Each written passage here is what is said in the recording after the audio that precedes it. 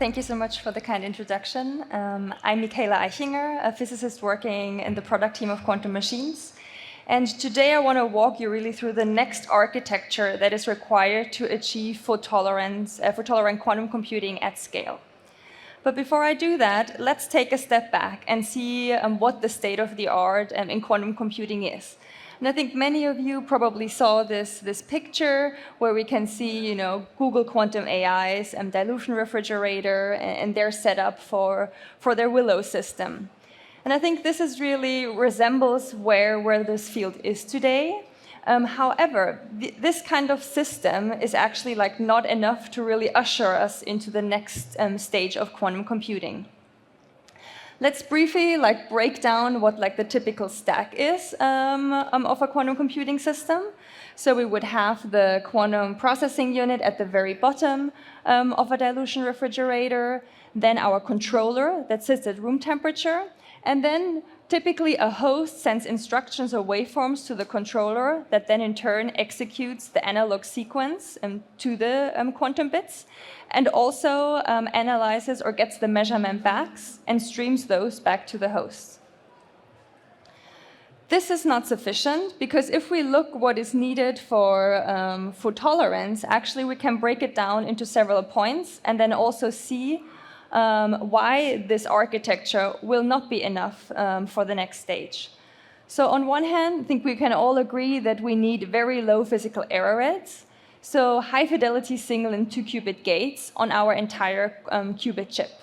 And in addition to that, of course, we want to have very fast and accurate state readout. Even though if we might have good qubits with high fidelity, we still need to be able to implement error correction. And not just that, we need to do it in real time, meaning you need to be able to do mid-circuit measurements and updates in order to really achieve a universal fault-tolerant gate set. And also in order to speed up our sequence in general, you want to be able to implement sequences like active reset. Before we even get to our quantum computation and quantum error correction, calibration is one of the biggest bottlenecks that this field is facing today.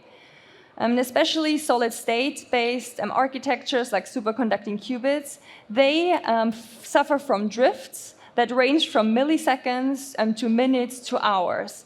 And if you think about the length of a typical quantum program or an algorithm, you will actually exceed that. So you would have to compensate for these drifts within these very short timescales.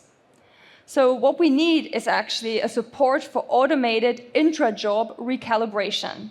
So calibration cannot be static. So if you look at many of the systems today that are, for instance, on the cloud, calibration is done once or twice a day or between jobs.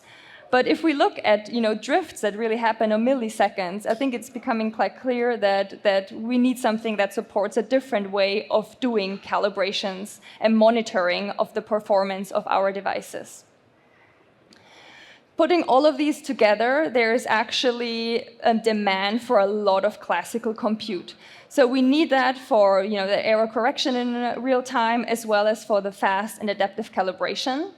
And in general, for optimization and being able to include control logic, a more sophisticated control logic into our quantum programs. So if we look now again at the traditional architecture, so luckily on the bottom half, controllers like we at Quantum Machines make already support the requirements on timescales that are required to communicate with the QPU. So here we talk about feedback times within hundreds of nanoseconds. And today we can achieve already feedback times with 160. So we're well in this nice limit. However, if we look above the stack, you see now that the typical communication times are in the millisecond range because we use Ethernet cables to connect controllers with our lab classical servers. And in addition, typically the bandwidth is also not sufficient, right? If we do error correction at scale, there will be a lot of data, a lot of measurement data that we need to analyze and then quickly, basically, based on that, update our control flow.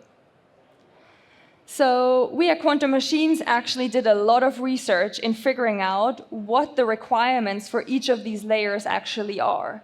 And what we did is we used an example. We took Shor's algorithm and specifically looked at factorizing the number 21 and broke down the logical layer to the actual physical layer and gate sequence and what is required from a pulse level.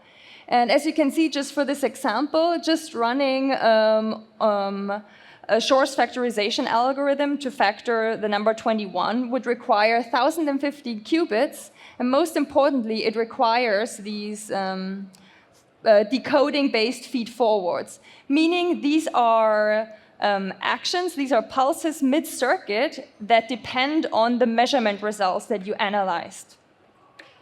And so this puts actually requirements on the stack that we can break up here. So on one hand, to do these fast updates, I already mentioned that you need to have very fast feed-forward times between the controller and the QPU. So here we are at 100 of nanoseconds.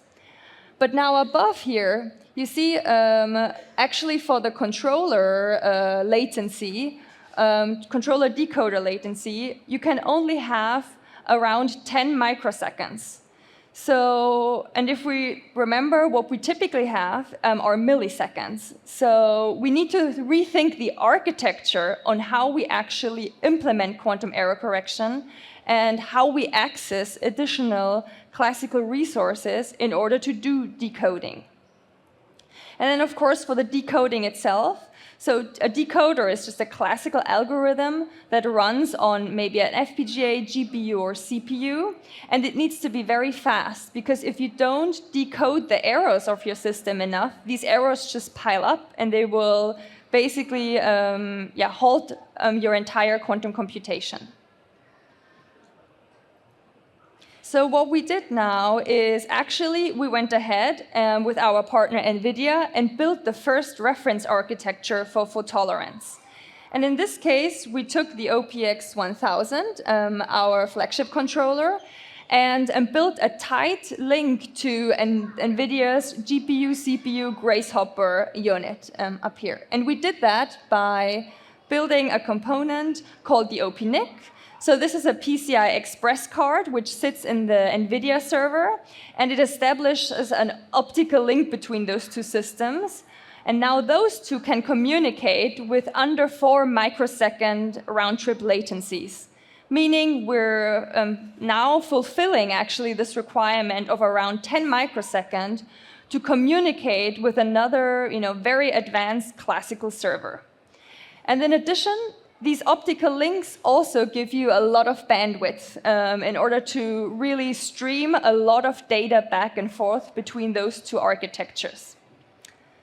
Most importantly, things should be very intuitive from a software level. So, and now we can program this actually on the quantum control side with QUA, which is Quantum Machines programming language. And then on the Grasshopper side, we can use all of the libraries from NVIDIA, meaning CUDA and CUDA Quantum. All right, so decoding is, of course, one of the biggest motivator that also sets these time constraints and latency constraints for the system. But then on the other hand, calibration is really like one of the biggest bottlenecks that are out there. And they are not optional when it comes to being able to implement logical operations. So I already mentioned in the beginning that there is this need for automated intra-job recalibrations and also for implementing very sophisticated optimization routines during your quantum program. What we'll also see is that right now, on a qubit chip, you try to achieve the highest fidelities for single qubits and 2-qubit gates. However, this will shift as well because crosstalk and fidelities also depend on the kind of circuit that you're going to execute. So there will be a paradigm shift where we're not trying to optimize the fidelities for all gates, but we're trying to optimize the fidelity for a certain sequence. So, but how do we do that? How do we optimize very complex circuits, including their structures, and then also the corresponding pulse parameters? So the amazing thing is, now that we have this link to a GPU, CPU superchip, we can actually use this to explore a large parameter space and combine this with the OPX capability of doing real-time pulse parameter updates without the need to compile your program, you basically have no additional computational costs, because you utilize the processor-based architecture of our hardware, which allows you in a very intuitive way to update the frequency, IF, LO phase, duration, amplitude, and envelope of your pulses on the fly. So a typical example would be running a reinforcement learning agent with the system, which we call DGX Quantum. And in this case, you have an agent, which is the GPU, CPU chip, and then the environment consists of your controller and the QPU chip. And what one does is we send actions, so typically these are your parameters, to the OPX, which then in turn executes the control signals accordingly. And then you measure, and the great thing is on the OPX you can also do your pulse processing already, meaning you can calculate a fidelity and then send this as a reward back to the grasshopper, which then performs the reinforcement learning. So here you have a more detailed overview of how the sequence looks, but I think I don't have time to go through the details, and we'll take you straight to some of the results that we're already achieving with this. So it's not just a reference architecture we were thinking about. The system now is already with our first customers, and we at Quantum Machines are also utilizing it to do our own internal research. So one of the first experiments we did was at the Israeli Quantum Computing Center on a Rigetti chip. And we used the system to calibrate the optimal pi pulse amplitude. And in this case, you see this reinforcement learning agent. It, in the beginning, explores a huge parameter space. And then after some time, it converges to an optimal amplitude, which gives you the highest fidelity. And then we, of course, moved also on to 2D, where we looked not just at the amplitude, but also at the frequency. And here again, in purple, the values basically converge to an optimum. I mentioned that we actually want to analyze not just single qubit gates and their parameters, but really look at sequences. So the next experiment that we looked at was now a 3-qubit experiment, where we want to optimize the GHZ state fidelity of this preparation circuit. So in this case now the goal is that we have more parameters, in this case 2 amplitude and 4 phases, that correspond to some of the single and 2-qubit gates here in the circuit. And then we want to estimate the fidelity, and we need to be very smart about this, and luckily we can use this function.